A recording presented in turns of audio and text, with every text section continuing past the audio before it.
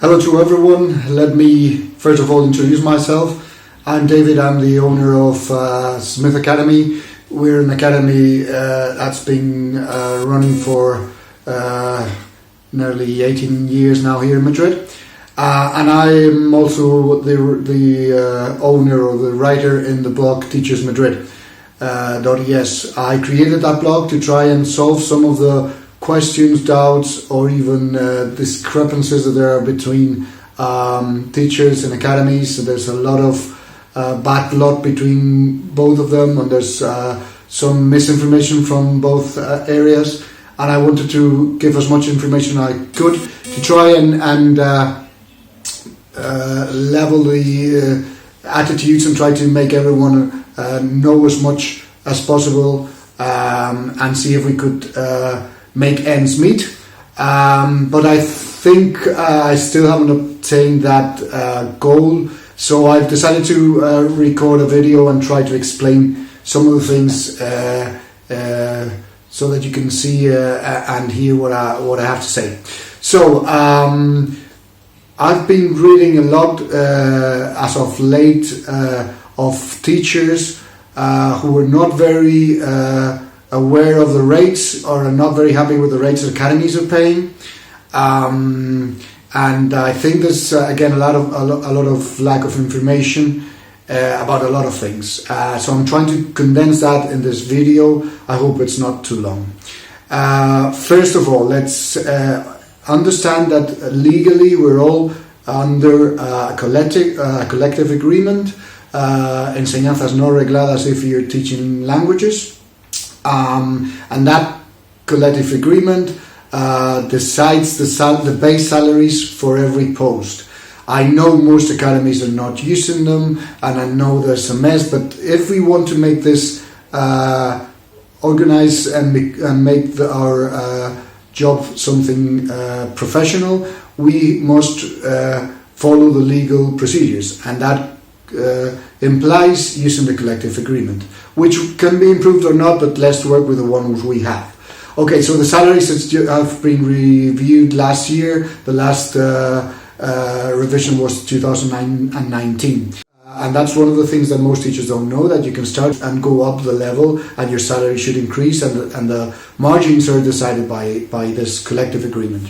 Okay, so let's look at two of the categories there. One is profesor titular, and the collective agreement says that the base salary for a profesor titular should be 14,781.09 euros per year.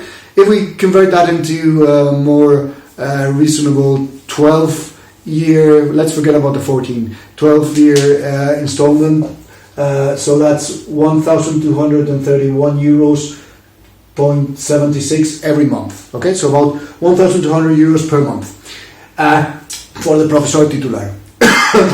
I like to show also the profesor auxiliar, which is a figure that some academies use to start a teacher when you don't know how he's going to teach or start working with a teacher, and that's 13,134.73 per year, and that's 1,094.56 euros per month. Of course, we're talking about a 8 hours contract, which is not normal, and I think that's what every academy would want, but we don't normally offer that because of many issues, and I'll talk to about those in other videos. Okay, so if we get and divide these two salaries how much would that be per hour? The profesor titular would be 7.6 euros per hour, and the profesor auxiliar 6.8 euros per hour. So that's about 7 euros per hour, which the collective agreement marks as a starting point for salaries for teachers. Okay, that's the legal part. What is the market offering? What the margins that we normally work with? Well, I've been here for, as I said, more than 15 years, nearly 18 in this business, and it's always been, there's been less, but it's always been around, the starting point has always been around 15 euros per hour, and that would go up depending on the experience of the teacher, how much you've been working with them, the level of the classes, the number of classes, etc., up until normally 20 something. Remember that then the academy has to get a benefit, which is not much in most academies, and you cannot charge a student more than 30 something euros, maybe 40 for specialized classes, sometimes a company 50, but that was more before. Okay, so normally you would start paying a teacher about 15 euros per hour. As you see, that's double what the collective agreement states, and you would go up until 20 something euros per hour. I've been reading things online of teachers saying, well, I can get 25 euros per hour as a self-employed teacher, and I would not work with an academy for less than that. Okay, various things here which are completely misunderstood.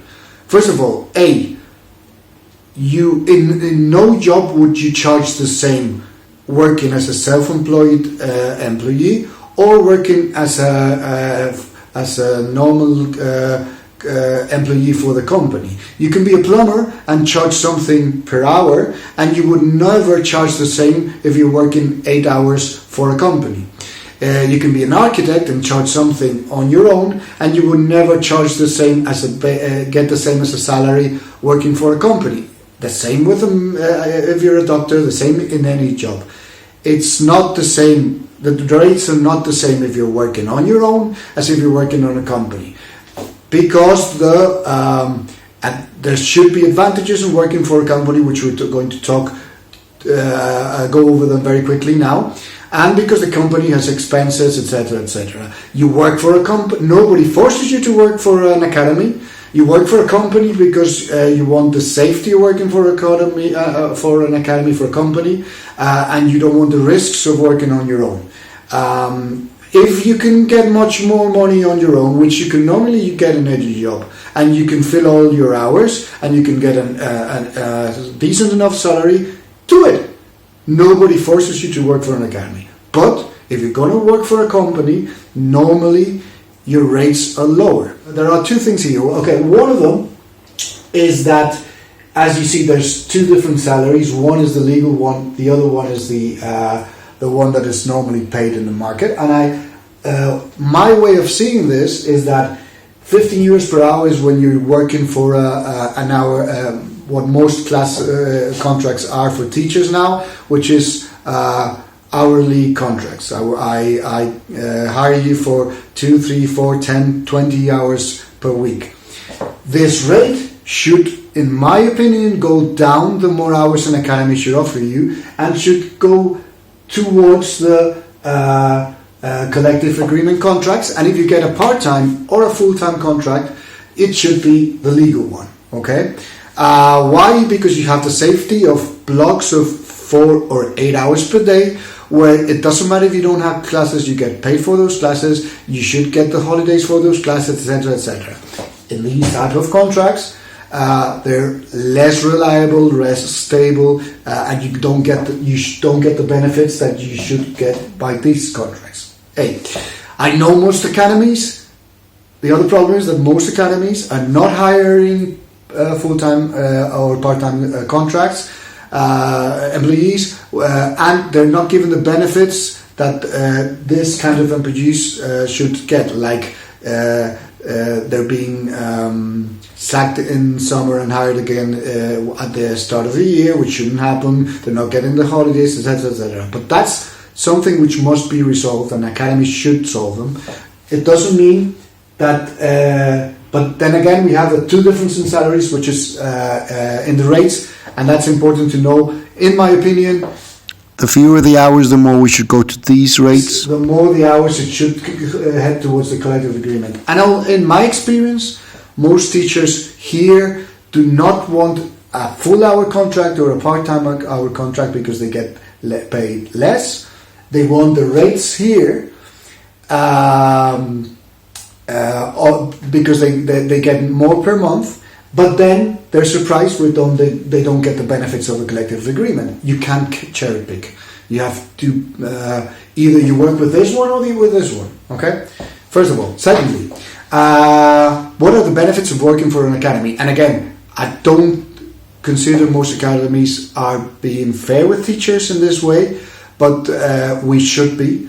And I'm going to give you some of the advantages of working for an academy.